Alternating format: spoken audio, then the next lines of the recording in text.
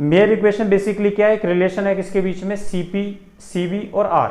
हम लोगों ने एक टॉपिक पहले बनाया था, Cp मतलब specific heat at the constant pressure, और दूसरा आता है Cv specific heat at the constant volume. और मैंने आपको बताया था why Cp is greater than Cv। जो Cp होता है specific heat at the constant pressure always greater than होती है specific heat at the constant volume. और ये क्वेश्चन CBSE बोर्ड में बहुत पूछा जाता है। इसका मतलब क्या था, 1 ग्राम गैस लीजिए, दोनों का 2 कंटेनर लीजिए, एक में दोनों कंटेनर में 1-1 ग्राम गैस रखिए, लेकिन एक सिस्टम में प्रेशर कांस्टेंट करिए, एक में वॉल्यूम कांस्टेंट करिए, और दोनों सिस्टम को तब तक हीट दीजिए जब तक कि दोनों का टेम्परेचर 1 डिग्री सेल्सियस ना राइज हो जाए, दोनों का टेम्परेचर 1 डिग्री सेल्सियस ना राइज हो जाए। और उसके बाद जब तक हीट दिया आपने तब तक दोनों का आपने देखा 1-1 डिग्री सेल्सियस टेम्परेचर राइज हो गया। उसके बाद हम ये देखते हैं कि जो कांस्टेंट प्रेशर था उसमें 1 ग्राम गैस का टेम्परेचर 1 डिग्री सेल्सियस बनाने के लिए हमें हीट ज्यादा सप्लाई करनी पड़ती है as compare to constant volume के। तो इसका मतलब 1 ग्राम गैस का 1 डिग्री सेल्सियस टेम्परेचर बढ़ाने के लिए कांस्टेंट प्रेशर पे हीट ज्यादा देनी पड़ी। इसका मतलब इसका स्पेसिफिक हीट ज्यादा है किसके कंपैरिजन में, कांस्टेंट वॉल्यूम के। तो ये हम लोगों ने पहले प्रूफ किया हुआ है। इसी चीज को मैथमेटिकल टर्म्स में कैसे प्रूफ करते हैं, फर्स्ट लॉ ऑफ थर्मोडायनामिक्स की हेल्प से वो करने जा रहे हैं। तो देखो जरा इसमें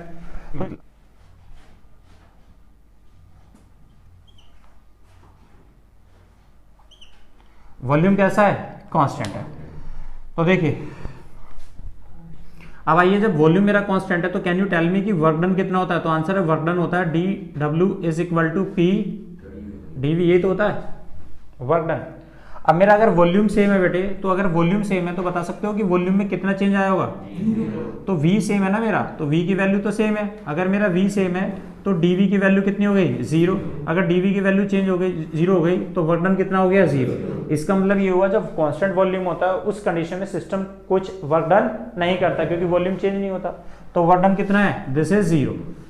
उसके बाद देखिए now using first law of thermodynamics, क्योंकि फर्स्ट लॉ ऑफ थर्मोडायनामिक्स से प्रूफ करना है। तो फर्स्ट लॉ ऑफ थर्मोडायनामिक्स कहता है कि एक सिस्टम को जो हमने हीट सप्लाई करी है वो किसके इक्वल है, this is work done plus change in internal energy. तो यहां पर अगर मैं बात करूं तो dQ तो मैंने हीट सप्लाई करी, लेकिन वर्क डन कितना करा सिस्टम ने, 0। और किसके इक्वल हो गया, दिस इज इंटरनल एनर्जी, मतलब dQ किसके इक्वल है, this is du, equation number first. लेकिन ये हीट हमने कितनी सप्लाई करी है भाई, ये कैसे पता चलेगा, हीट कितनी सप्लाई करी है। नाउ द हीट सप्लाई, और हमें पता है हीट सप्लाई के लिए हमने फार्मूला पढ़ रखा है already, delta Q is equal to MC delta T तो होता है। अरे जितनी हीट देंगे उतना क्या चेंज होता है, टेम्परेचर चेंज होता है, सीधी सी बात है। और टेम्परेचर कितना चेंज कर रहे हैं हम, यस 1 डिग्री सेल्सियस, ये जितना भी टेम्परेचर चेंज कर रहे हैं उसके लिए जितनी हीट दूंगा उतना टेम्परेचर ज्यादा राइज होगा। तो हम हीट सप्लाई करते कितने, और हीट सप्लाई किस केस में कर रहे हैं, कांस्टेंट वॉल्यूम पे। तो हम ये बोल सकते हैं dQ जो हीट सप्लाई करा, मास कितना है 1 ग्राम, और C कितना है, स्पेसिफिक किस पे, कांस्टेंट वॉल्यूम पे। और टेम्परेचर कितना चेंज करा, सपोज टू बी dt। पहले टेम्परेचर था 27 डिग्री, अब कितना कर दिया 28 डिग्री, तो चेंज कितना करा 1, नहीं है समझ में। तो इस कितना, दिस इज dt। इसे इक्वेशन नंबर कितना डाल सकते हैं, इक्वेशन नंबर सेकंड। अब जरा फर्स्ट को देखो सेकंड को देखो, दोनों तो सेम है, dQ इज इक्वल टू, तो from equation first and second आप चाहे तो dt की वैल्यू यहाँ पे 1 भी लिख सकते हैं, 1 degree Celsius change in temperature.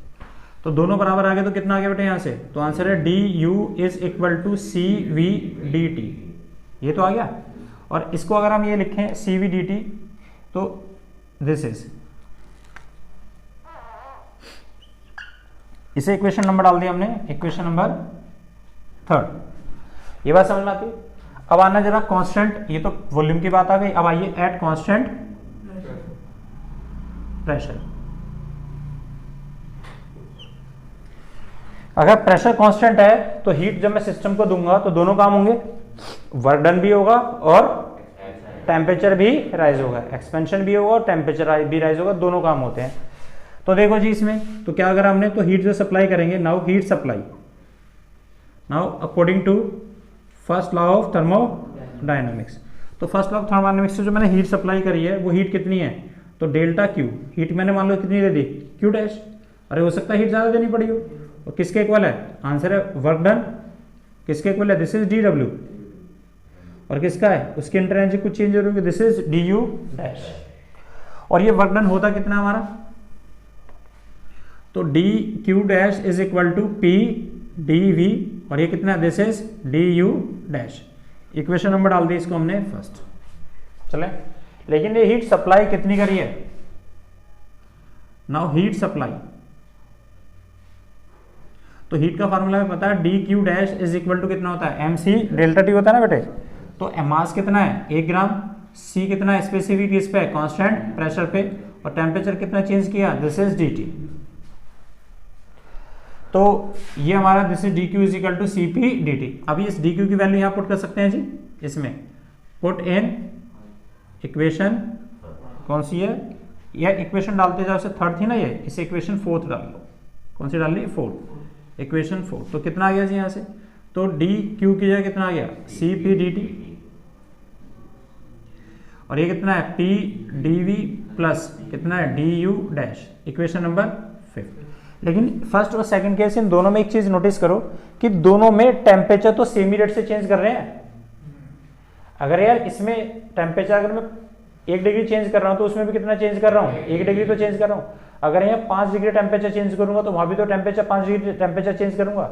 अगर मैं 2 कंटेनर ले रहा हूं और दोनों कंटेनर में मैंने सेम एक ग्राम गैस भर दी और मैं दोनों को हीट दे रहा हूं, लेकिन कब तक हीट दूंगा, जब तक कि दोनों का टेम्परेचर एक बराबर राइज ना हो जाए। उसके बाद ही तो बताऊंगा कौन सा सिस्टम हीट ज्यादा ले रहा है और कौन कम ले रहा है, और उसके लिए टेम्परेचर हम कैसा लेते हैं, दोनों के लिए इक्वल लेते हैं, और वो टेम्परेचर कितना करते हैं 1 डिग्री सेल्सियस। नहीं है समझ में। और नेचर में ऐसी कौन सी फिजिकल क्वांटिटीज है थर्मोडायनामिकल सिस्टम में जो टेम्परेचर के सेम होने से सेम हो जाती है, तो आंसर है इंटरनल एनर्जी। जब इंटरनल एनर्जी सेम है तो चेंज इन इंटरनल एनर्जी दोनों केस में कितना होगा, सेम होगा। अरे जब चेंज कैसा है, जब टेम्परेचर दोनों में सेम रेट से चेंज हो रहा है तो दोनों केसेस में इंटरनल एनर्जी सेम रेट से तो चेंज हो रही होगी। तो इन केस ऑफ फर्स्ट और इन केस ऑफ सेकंड, इन दोनों केसेस में टेम्परेचर का चेंज, यहाँ पे dt की वैल्यू 1 लिख सकते हैं, यहाँ पे कितना लिख सकते हैं 1, तो दोनों में टेम्परेचर 1 डिग्री सेल्सियस ही तो चेंज करते हैं, और जब टेम्परेचर सेम रेट से चेंज होता है तो इंटरनल एनर्जी भी सेम रेट से चेंज होती है।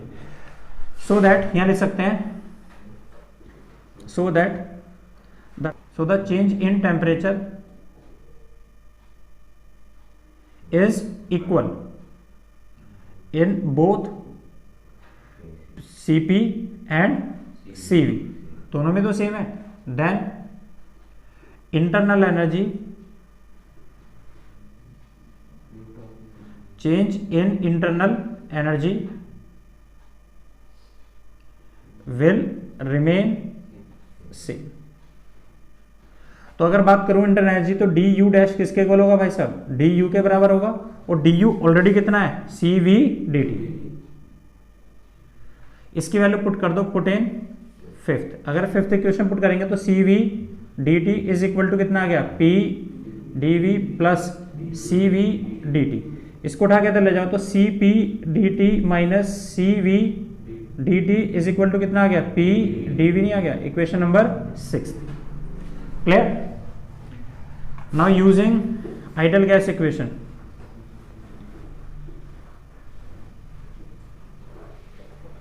तो वो कितनी होती है, this is P V is equal to कितना होता है आर टी। मुझे किसकी वैल्यू निकालनी है, पी डेल्टा वी, तो वॉल्यूम को चेंज करना है, और वॉल्यूम को चेंज करना है तो मुझे इस इक्वेशन क्या करना पड़ेगा, डिफरेंशिएशन। और डिफरेंशिएशन हम लोगों ने पढ़ा है कि ये फर्स्ट इक्वेशन है, सेकंड तो प्रोडक्ट रूल से कर लेते हैं। तो ये क्या है, प्रेशर, किसके बारे में पढ़ रहे हैं, प्रेशर कैसा है, कांस्टेंट। तो पहले वाली क्वांटिटी को तो हम ऐसे लिखते हैं, दूसरी क्वांटिटी में चेंज करेंगे तो कितना आ गया, this is D V plus volume को ऐसे ही रखो तो कितना चेंज करा, प्रेशर। लेकिन प्रेशर की वैल्यू तो सेम थी, तो चेंज इन प्रेशर कितना होगा, 0। तो आपको पता है वैसे भी कांस्टेंट वैल्यू का डिफरेंशिएशन कितना होता है, 0।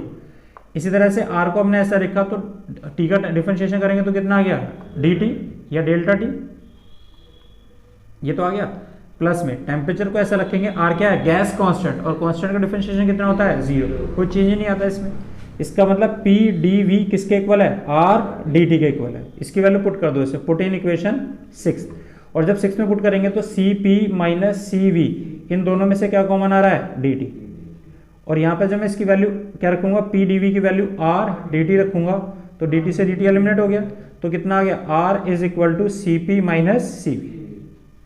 अब ये बताओ Cp और Cv में कौन बड़ा है, तो आंसर है R कैसा है, पॉजिटिव। अगर R पॉजिटिव है तो Cp ऑलवेज कैसा होगा, ग्रेटर होगा किससे, Cv से। तो यहाँ से एक बात समझ में आई, जो Cp होता है वो हमेशा बड़ा होता है किससे, Cv से। तो 1-1 ग्राम गैस लीजिए दोनों कंटेनर में, और दोनों में, एक में प्रेशर कांस्टेंट करिए और एक में वॉल्यूम कांस्टेंट कीजिए, दोनों को हीट तब तक दीजिए जब तक कि दोनों का टेम्परेचर 1 डिग्री सेल्सियस ना राइज हो जाए। उस केस में ये हम ऑब्जर्व करते हैं कि जिसमें प्रेशर कांस्टेंट होता है उसमें हीट ज़्यादा देनी पड़ती है 1 ग्राम गैस का टेम्परेचर 1 डिग्री सेल्सियस राइज करने के लिए, एज कम्पेयर टू किससे, कांस्टेंट वॉल्यूम से। ये बात समझ में।